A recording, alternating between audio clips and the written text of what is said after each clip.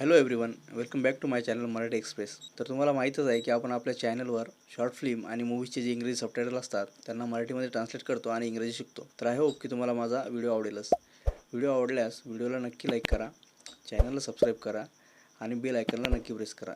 त्यामुळे तुम्हाला आपल्या व्हिडिओची नोटिफिकेशन वेळोवेळी मिळत राहील. I think journalists like all individuals have opinions. म्हणजे मला वाटते सर्व व्यक्तींप्रमाणे पत्रकारांची पण मते असतात. आता आपण याला दुसऱ्या प्रकारे म्हणू शकतो की journalist also have opinions like other individuals. Okay, तर बघा, आय थिंक म्हणजे मला वाटते. आता जर्नलिस्ट म्हणजे काय? जर्नलिस्ट म्हणजे पत्रकार. लाईक म्हणजे च्यासारखे. आता इथं काय दिलं आहे? कुणासारखे? ऑल अदर इंडिव्हिज्युअल्स म्हणजे दुसऱ्या व्यक्तींसारखे. आणि हॅवचा सेन्स असतो असणे. आणि ओपिनियन म्हणजे मत असणे. ओपिनियनचं मिनिंग होतो मत. तर बघा, ऑल इंडिव्हिज्युअल्स. आता इंडिव्हिज्युअल्सला इथे यस का बरं लागलेलं आहे? कारण आपण ऑल विषयी बोलतो आहे, सगळ्या व्यक्तींविषयी बोलतो आहे, म्हणून ऑल इंडिव्हिज्युअल्स. आणि तिथे यस लागल्यामुळे हे अनेक वचन झालेले आहे, म्हणून इथे हॅव वापरलेलं आहे. आणि एक वचन असतं तर आपण हॅज वापरलं असतं. आता इंडिव्हिज्युअल्समुळं हॅव वापरलेलं आहे. So I think journalist like all individuals have opinions म्हणजे मला वाटते सर्व व्यक्तींप्रमाणे पत्रकारांची पण मते असतात. To say that I don't have an opinion on something म्हणजे असे म्हणणे की माझे एखाद्या गोष्टीवर मत नाही. तर बघा, टू से दॅट. टू से म्हणजे म्हणणे, आणि टू, आता से इथे वर्ब आलेला आहे आणि टू सोबत वर्बचा पहिला फॉर्म येतो, त्याला इन्फिनिटिव्ह असे म्हणतात. तर हे मी अगोदर पण सांगितलेलं आहे की टू सोबत वर्बचा पहिला फॉर्म येत असतो. तर जसं इथे आलेलं आहे टू से. ओके, त्याला म्हणतात इन्फिनिटिव्ह. आता टू से म्हणजे म्हणणे. Okay, that. आता दॅटचा सेन्स लागतो की. तर पुढे बघा, आय डोंट हॅव म्हणजे की बाबा माझ्याकडे नाही आहे. काय नाही आहे? तर बघा, an opinion on something.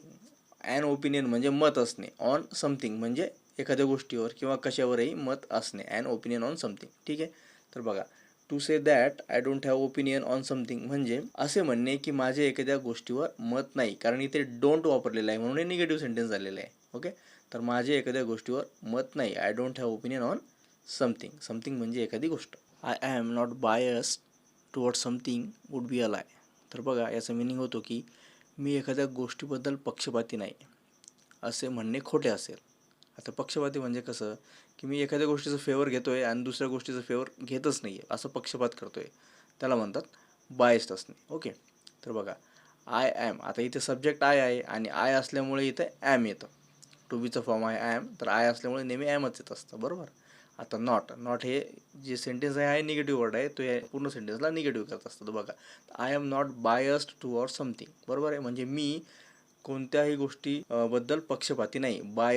Biased असणे. नॉट बायस्ड म्हणजे पक्षपाती नाही. टुवर्ड्स म्हणजे ज्या गोष्टीविषयी किंवा ज्या गोष्टीबद्दल. ओके, समथिंग म्हणजे कोणतीही गोष्ट. आता पुढे बघा, वुड बी अ लाय म्हणजे काय? असे म्हणणे खोटे ठरेल. आता आपल्याला माहीतच आहे की वूड हा विलचा पास्ट असतो, जो पास्टचा सेन्स देण्यासाठी त्याला वापरतात. वुड बी अ लाय म्हणजे असे म्हणणे खोटे ठरेल. आणि लाय म्हणजे काय? खोटे बोलणे. तर बघा, वुड बीचा आणखी एक इथे मिनिंग सांगू शकतो की ते एक अशा प्रकारची पॉसिबिलिटी दर्शवू शकतं की हे असे म्हणणे खोटे ठरू शकतं. ठीक आहे. तर ओव्हरऑल मिनिंग आपण बघूया की I am not bias toward something would be a lie म्हणजे मी एखाद्या गोष्टीबद्दल पक्षपाती नाही. नॉट बायस्ड म्हणजे पक्षपाती नसणे. Toward something would be a lie असे म्हणणे खोटे असेल. Only unbiased journalism is a credible journalism is not exactly right. तर बघा, याचा मिनिंग होतो केवळ निपक्षपाती पत्रकारिता म्हणजे विश्वसनीय पत्रकारिता आहे हे बरोबर नाही. तर बघा, ओनली अनबायस्ड जर्नलिझम. अनबायस्ड म्हणजे निपक्षपाती. जसं बायस्ड म्हणजे पक्षपाती होतं, तसं अनबायस्ड हे त्याचं अपोजिट आहे, म्हणजे निपक्षपाती. ठीक आहे. तर बघा, ओनली अनबायस्ड जर्नलिझम, आणि जर्नलिझम म्हणजे पत्रकारिता म्हणजे केवळ निपक्षपाती पत्रकारिता इज अ क्रेडिबल जर्नलिझम म्हणजे हेच एक विश्वसनीय जर्नलिझम आहे.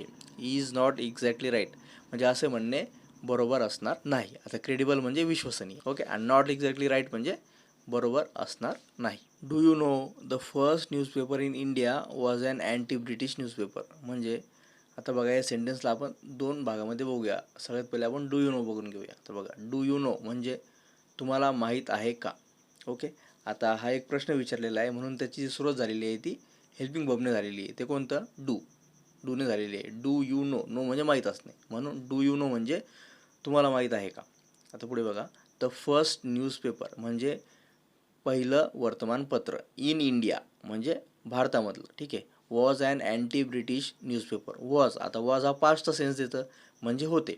काय होते? अँटी ब्रिटिश न्यूजपेपर म्हणजे ब्रिटिश विरोधी. अँटी ब्रिटिश म्हणजे ब्रिटिश विरोधी. न्यूजपेपर म्हणजे वृत्तपत्र, ठीक आहे.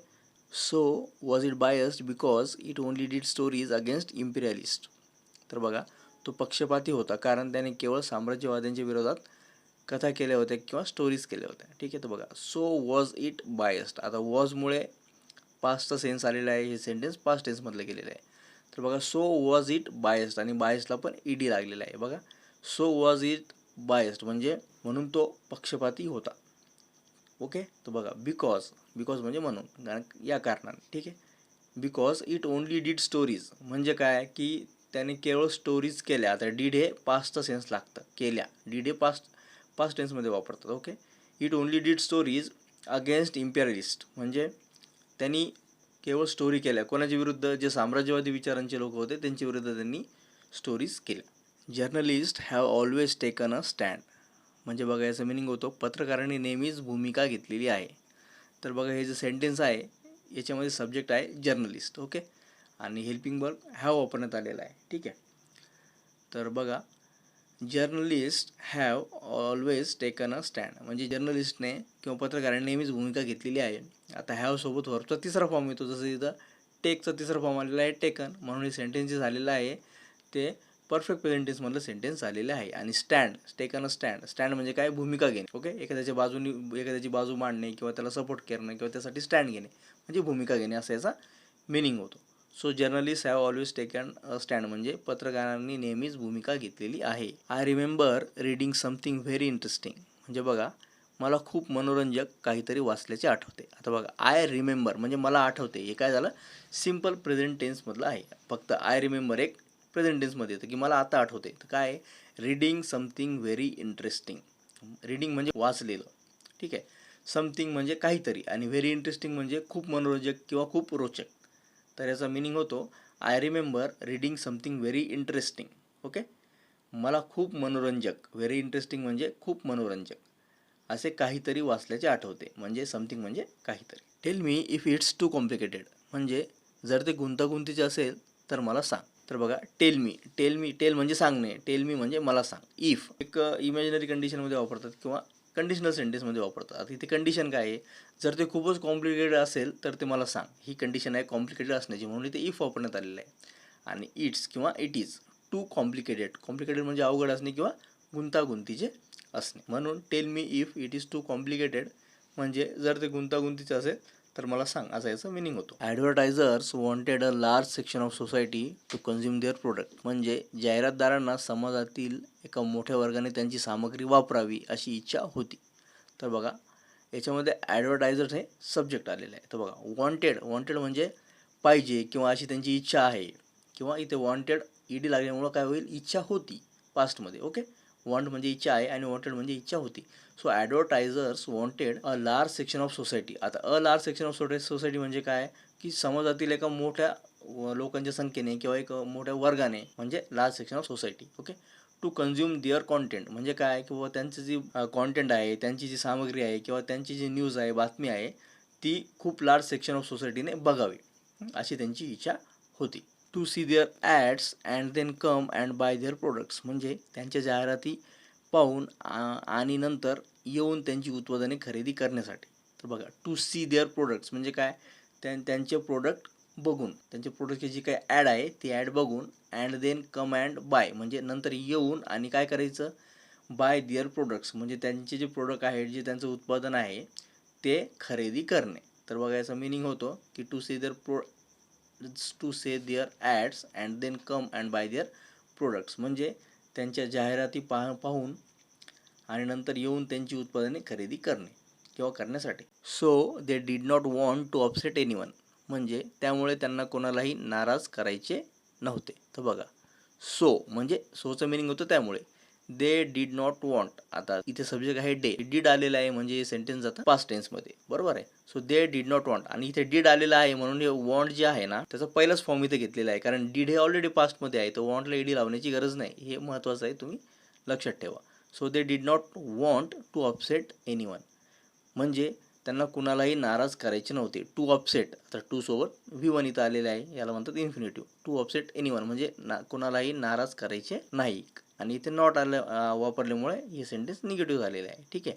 So they did not want to upset anyone म्हणजे त्यामुळे त्यांना कुणालाही नाराज करायचे नव्हते, असं याचा मिनिंग होतो. So guys, we are going to stop here today. This was our today's video. I hope you must have understood whatever I taught you in this video. So you have any doubts, then you can ask me into the comment section. So thank you guys, thank you for watching this.